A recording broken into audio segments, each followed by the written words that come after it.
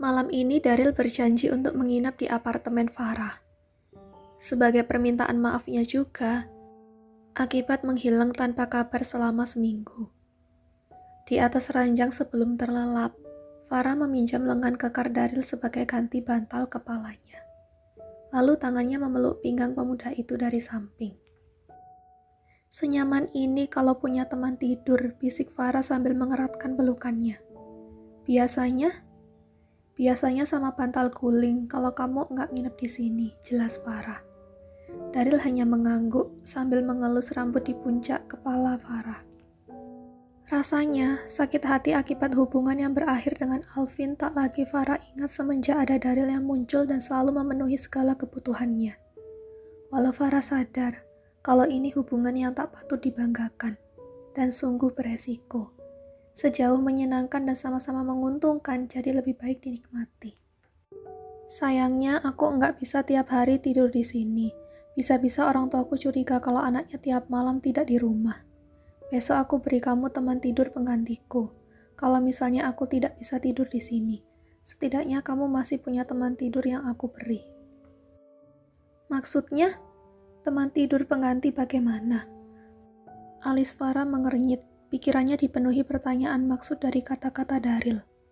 Rahasia, besok aku beritahu. Farah memutar bola matanya. Daryl memang penuh dengan surprise, jadi memang lebih baik tunggu besok saja. Daripada menebak sendiri malah bikin Farah pusing. Sejurus kemudian Farah pun menguap ngantuk. Boleh aku tidur duluan? Tanya Farah dan dijawab dengan anggukan kepala Daryl. Boleh aku cium? Kembali Farah bertanya sambil memandang bibir Daryl, kemudian mengusapnya pelan dengan jari jempolnya. Entah mengapa rasanya bibir Daryl jadi candu bagi Farah. Kali ini Daryl dengan sangat yakin mengelengkan kepalanya. Kapok gara-gara tragedi spaghetti pedas tadi, aku ganti pakai cium kening aja ya, tawar Daryl sambil mengangkat-angkat kedua alisnya. Ya udah deh. Daryl pun segera mengecup kening Farah. Good night, bisiknya kemudian. Tangan pemuda itu lalu mengelus lembut lengan Farah di dalam dekapannya, sebagai pengantar tidur untuk Farah. Baru saja Daryl hendak ikut terlelap, namun deringan dari gawainya malah memecahkan rasa kantuknya. Ia berdecak kesal, namun karena takut nanti Farah terganggu, akhirnya ia pun segera meraih gawainya di atas nakas. Diliriknya nama yang tertera di layar. Dari Sayang. Buru-buru Daryl menjauh dari Farah segera perlahan. Tak mau membuat perempuan simpanannya ini terbangun. Setelah menjauh dari Farah, panggilan telepon dari Jessie si Sayang malah berhenti. Daryl melirik ke arah Farah yang terlelap di ranjang, kemudian menyelinap keluar kamar dengan pelan-pelan. Di luar kamar, Daryl langsung melangkah menuju balkon dan segera menghubungi kembali tunangannya Jessie. Tak berselang lama, suara lembut Jessie terdengar di seberang telepon.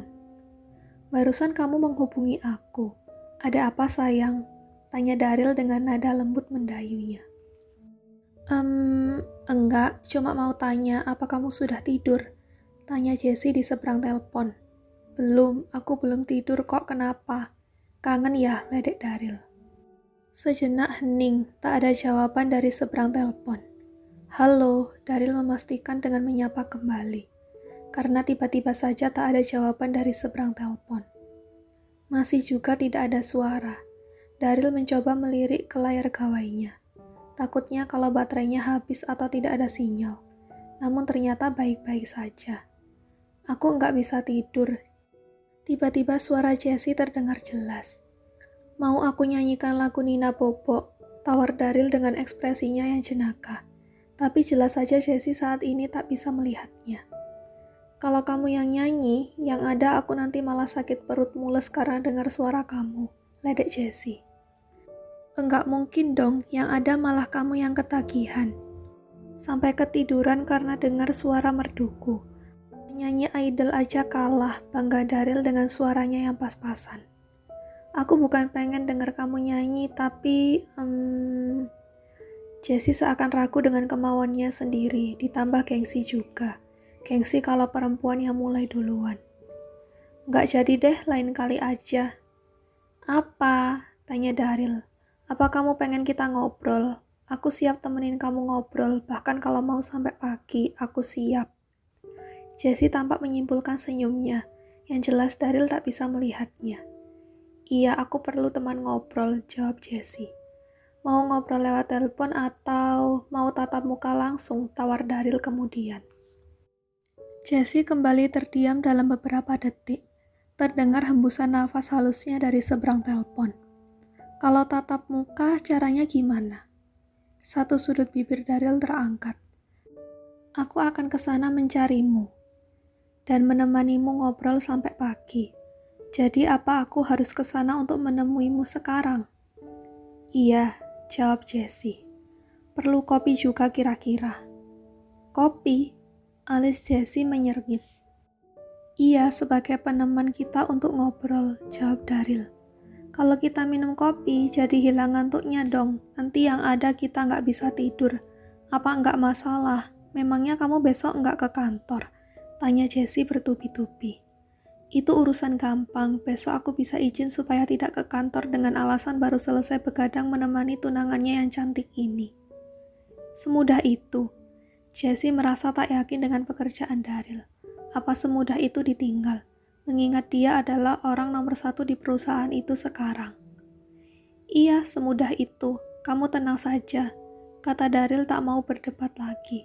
Kalau begitu sekarang aku ke rumahmu. Baiklah, aku tunggu. Hati-hati di jalan, dan kabari aku kalau sudah dekat.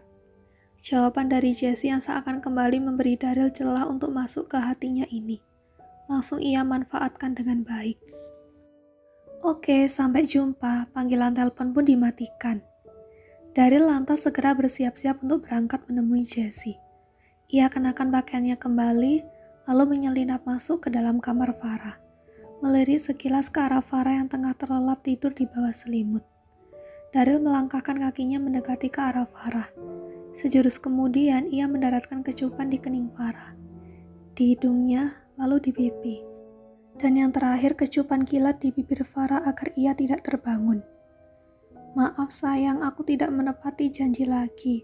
Kali ini aku harus pergi menemui tunanganku, karena dia masa depanku. Bisik Daryl sangat pelan, sehingga nyaris tak terdengar. Segera saja Daryl bergegas pergi dari apartemen milik Farah ini, meninggalkan Farah yang tengah terlelap dalam mimpi.